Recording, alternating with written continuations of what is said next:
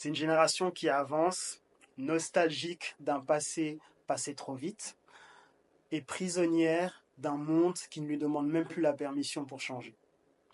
Alors une petite ode à la génération 85 dans laquelle vous êtes peut-être. C'est une génération qui va avoir 40 ans cette année. Et donc je tenais à lui faire ce petit message parce que j'en suis moi aussi. La génération 85, moi c'est la meilleure génération. C'est une génération qui est forcément nostalgique. Elle a connu le monde sans téléphone portable, sans Internet, sans réseaux sociaux. Elle s'est pourtant adaptée à un monde ultra connecté, mais elle gardera toujours en tête cette nostalgie d'un passé plus humain et plus terre à terre.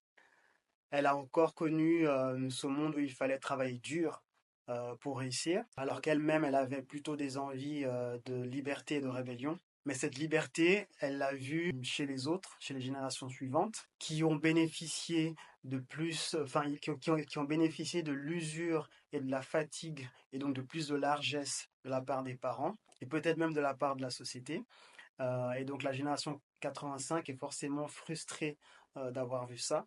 Elle a voulu également profiter de ce monde plus libre qui est arrivé avec Internet et tout ça, mais rapidement elle a été dépassée jusqu'à parfois paraître has-been.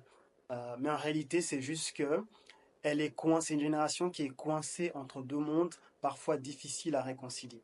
Certains ont réussi en tant que cadres de grandes entreprises ou dans le sport, parce qu'ils étaient parmi les rares qui étaient très disciplinés dans cette génération. D'autres ont créé des entreprises parce que ça correspondait beaucoup plus à leur côté rebelle. D'autres encore sont partis à l'étranger pour s'évader ou pour se redécouvrir.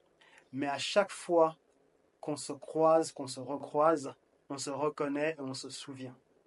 C'est une génération qui avance, nostalgique d'un passé trop vite, et prisonnière d'un monde qui ne lui demande même plus la permission pour changer.